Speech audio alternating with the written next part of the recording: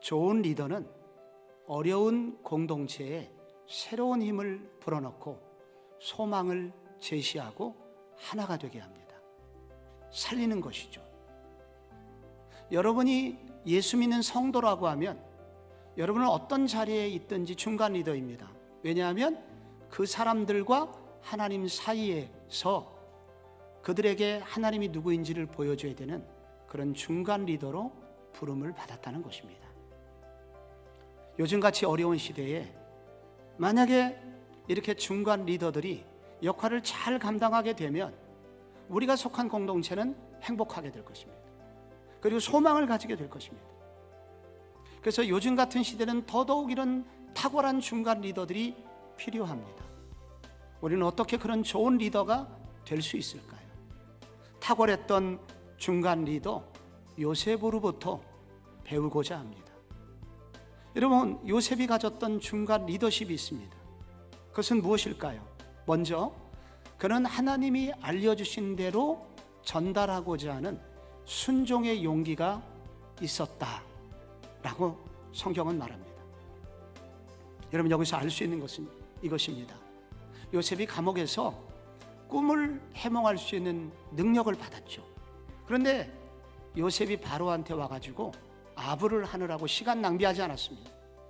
그리고 자기를 좀 높이려고 그렇게 꾸미지도 않았습니다. 그냥 하나님이 주신 말씀 그대로, 하나님이 알려주신 그대로 전했더니 바로 속에 역사가 일어났고 바로의 마음이 바뀌게 되었고, 그래서 바로가 놀라운 변화를 가졌다는 것입니다. 여러분, 어떻게 이런 일이 가능할까요? 어떻게 이런 놀라운 변화가 일어날 수 있을까요? 이것은 성도의 능력이 성도 속에 있지 않기 때문입니다. 그것은 성도가 믿는 믿음의 대상이신 하나님이 위대한 분이시기 때문입니다. 우리가 열심히 기도하거나 열심히 무슨 일을 하면 무슨 일이 될 것으로 생각합니다. 될 수 있습니다. 그런데 그렇게 되는 이유는 우리가 그렇게 열심을 내는 대상, 바로 그 대상이 되시는 믿음의 대상이신 하나님, 그분이 능력 있는 분이기 때문입니다. 하나님 그분이 신실하신 분이기 때문입니다. 그래서 내가 열심을 낼 때도, 내가 좀 부족할 때도, 내가 하나님을 향한 그 신뢰만 정확하다면 그 대상이 되시는 하나님이 워낙 능력 있으시고 워낙 대단하신 분이시기 때문에 그분이 시키신 대로 순종하기만 하면 우리가 생각지도 못했던 이런 놀라운 역사들이 일어나게 된다는 것입니다.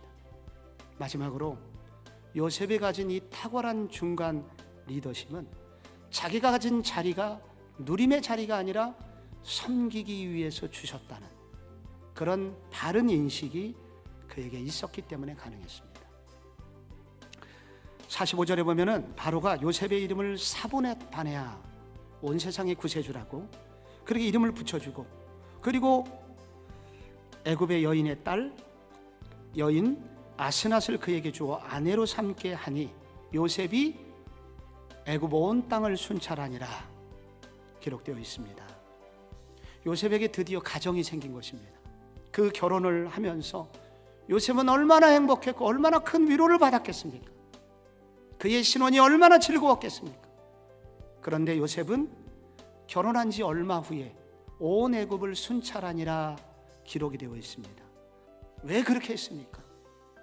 그것은 나에게 이 국무총리의 자리를 주신 것은 이렇게 즐기라고 주신 것이 아니라 애굽 백성을 섬기라고 주신 일이라, 하나님이 나한테 그 일을 맡기셨다는 그런 소명의식이 분명했기 때문입니다.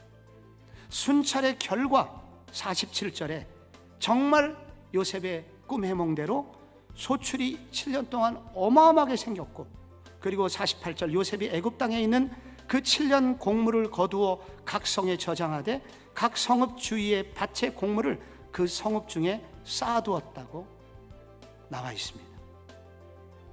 그 결과 애굽에서는 7년의 대흉년이 와도 문제가 되지 않았고 애굽인들은 생명을 보존할 수 있었습니다. 중간 리더, 이 신실한 중간 리더 요셉이 바로 자신의 자리를 누림이 아니라 섬기기 위해서 이 자리 주셨다는 신실한 봉사 때문에 가능했던 것입니다. 사랑하는 성도 여러분, 이 시대에 신실한 중간 리더가 필요합니다. 오늘 주님 저를 써주신다면 제가 쓰임받기 원합니다. 요셉처럼 신실한 중간 리더가 되게 하여 주옵소서. 그런 기도가 여러분의 기도가 되시기를 축원합니다.